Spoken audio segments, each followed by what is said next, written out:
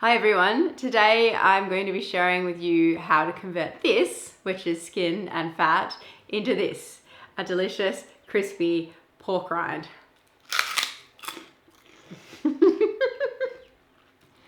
Now, there's no other ingredients in this apart from a little bit of salt seasoning that I put on once I'd finished cooking it. It's literally just the fat from the pig and the skin, and you have to apply a few different cooking techniques to get it to this point. But it is literally just this one ingredient. Pretty exciting. I've spent a couple of years trying to perfect my technique to get it just right. When we first started out, we shared with you our efforts making lard and making cracklings. They weren't so good.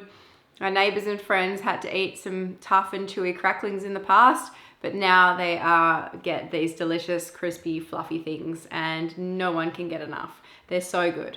So I'm going to show you how to do it. Something that you can do. You don't even have to be doing this if you're not raising your own pigs. This is often trim or a byproduct or just going away for super cheap from the butcher. So you can go down to your butcher and get some pastured raised pork skin if possible and fat, and you can make it yourself at home for very little cost, and you'll be really excited by the results. So let's get stuck into it.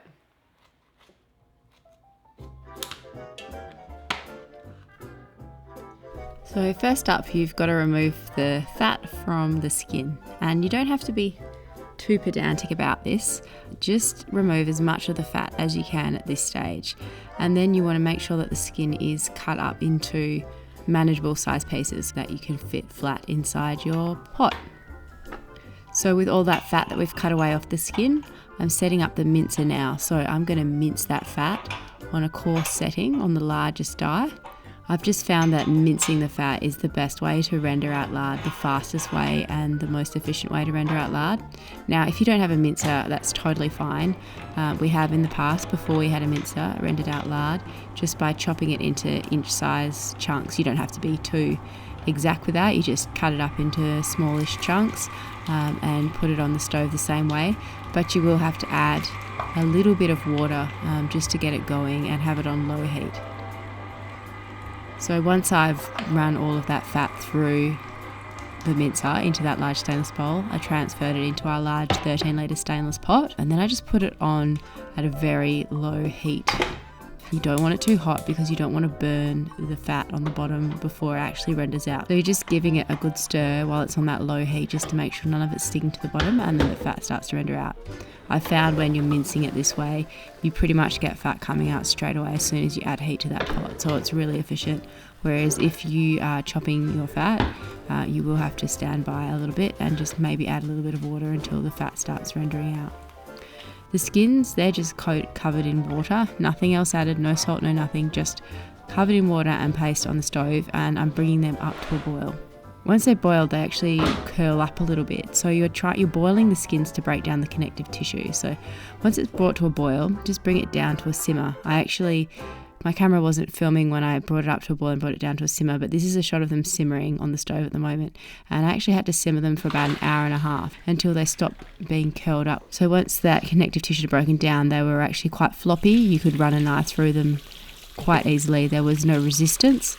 That's how you know that they're done. So once they were done, I just poured them off into the strainer here, and then I was rinsing them out with cold water to stop them cooking and going mushy anymore, and also just to flush off any impurities and things like that that came out during the boiling process.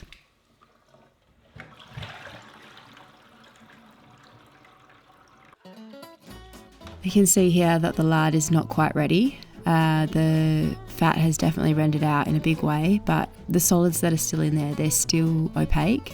The lard won't be ready until all those solids are translucent and all of the fat has rendered out. So I'm just monitoring it while I'm preparing the skins. I'm just stirring it and keeping an eye on it. Okay, so I've got my floppy skins here and now is the time where we get really particular and start to remove as much fat as we can off the remaining skins. It's a lot easier now, so you just get a sharpish knife and just run it along and remove any of that fat, and then I also just follow it up with a bread and butter knife, just scraping away what I could, and then I cut it into pieces about 1 inch wide and then varying lengths just for a bit of fun. I wanted them to be all different sizes and shapes, but you can cut them exactly the same shape if you prefer. So I was just cutting them into inch wide pieces, different sizes, and then placing them onto my dehydrated trays.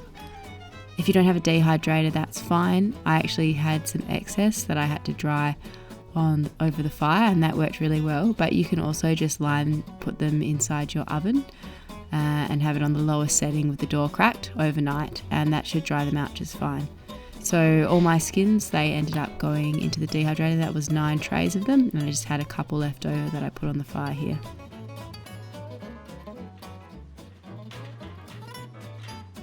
Now, I'd been keeping an eye on my lard while I was preparing the skins, and I actually turned it off in between finishing off those skins.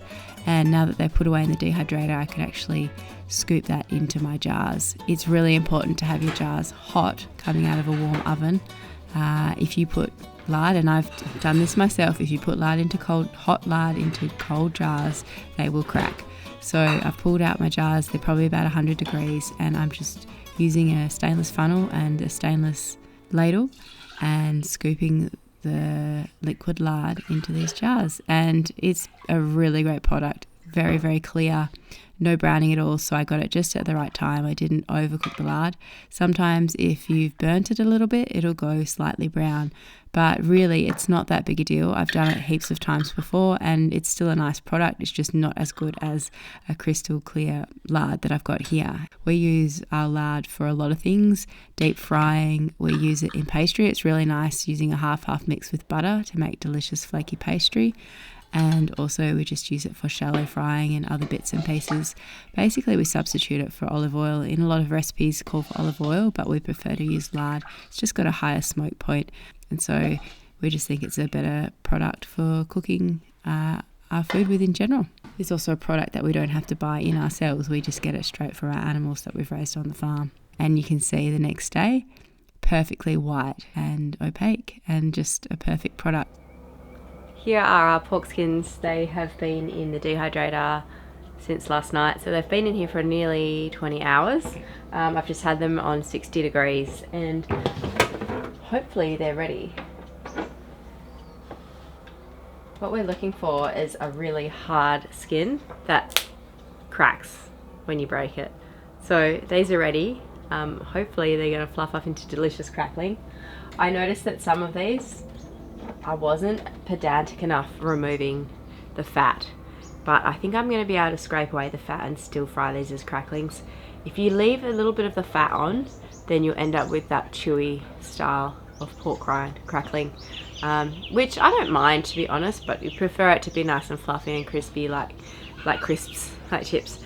So yeah, we're going to take this inside and I'll show you how it's turned out. We're going to just fry it in some of that lard that we rendered yesterday.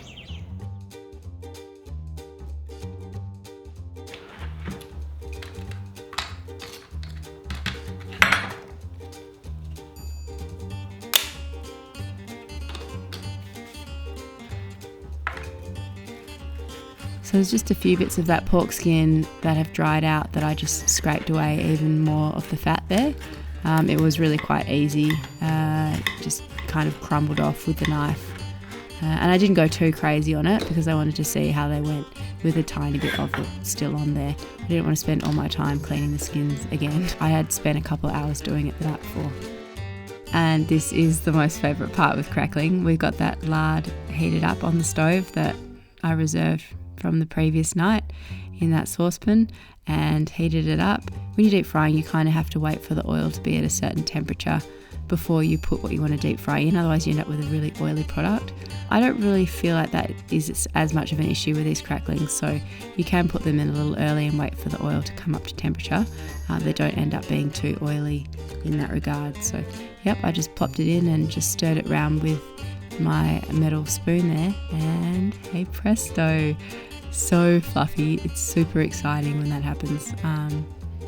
Yeah, how cool are pork rinds, really.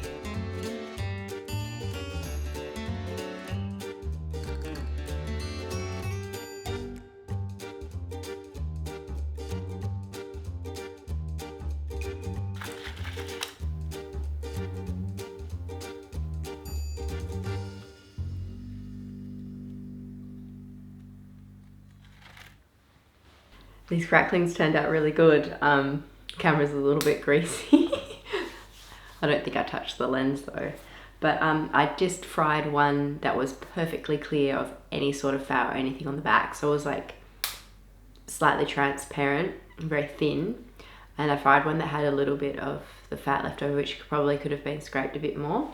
And this is the difference that you get. So very fluffy, like a prawn cracker fluffiness. Very airy and crispy. This one, probably still crispy, but it's curled up because it was still holding on to a little bit of that fat when I popped it in the oil, or the lard I should say. Still crispy.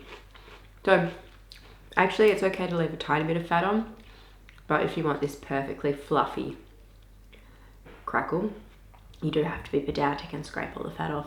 So it is a lot of work to scrape every last little bit of fat off. So I don't know if I'm going to do it for every single one of my cracklings. I did do it for most of them before they went in the dehydrator. There's just a few that I've noticed that still had a little bit of fat on them, but this is still just as delicious and just as crunchy.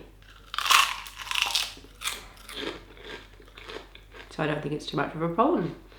But how exciting when you put them in that lard and they just like fluff up. It's like magic. It's really cool. It's like chemistry cooking. Really amazing that you can just take back fat, do all that to the skin, render down the fat, and then create this delicious snack. And we have so much now that we're going to be able to eat it for months to come. We're just going to put it in jars in the freezer and some jars in the glass jars in the fridge. And all you need to do is just heat up some lard on the stove, pop them in, and then season them how you want. You can get really creative with seasoning. You can use all sorts of different freeze-dried flavors. I've just put herb amari on, which is like a vegetable salt with kelp in it. It's really yummy. It's just a flavored salt. You could put paprika on there. It would be really cool to put, like, maybe I'll try that next, like ancho chili powder or something like that. I've got some of that in my cupboard. You could get really creative with the flavors you want to put on these. And I have actually used these as like little tostadas in the past. So you can put a little package of meat or something, or avocado or something on there, and give them to people as starters if you're having a dinner party. Very, very fancy. So I've done that before as well, which is pretty cool. They don't keep once they're cooked. So they will go soft after a time. So I found it's best to just keep them in the fridge or in the freezer, heat up some lard when you feel like them, and then just plop them in. You don't actually have to fry them in as much oil as I have in that saucepan. You can just have a few inches, 3 or 4 inches of oil, and plonk them in, and they'll fluff up just fine. So a really delicious treat, and quite amazing what you can do with fat and skin from a pig. What's going on there, Duff? I bought you a snack. What are they? They're pork cracklings. I've eaten a few of them. Crispy. Did you make it crackly enough? Holy cow. They explode. Yeah. They're really good. Good. Probably want a drink of water. Oh, dog just knocked the camera. This is probably not as refreshing while I'm chopping wood with water, but I'll go get you they some taste water. great. So you can tuck in. I'll just so take a little good. bit more.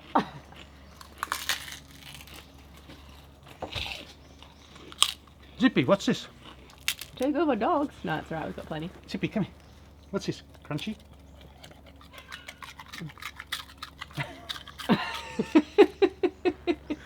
Jet, up, come. Want some?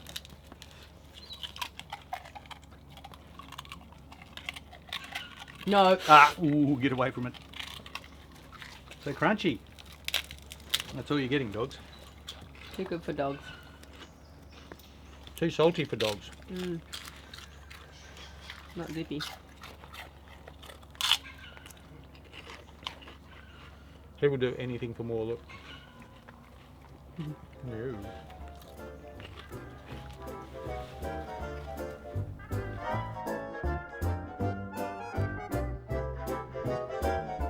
Hey gang, I hope you enjoyed that video. If you're new here, it would be awesome if you subscribe to our channel, and if you hit the like button as well. We want to try and get our videos out to other like-minded people, so doing those things really helps us out.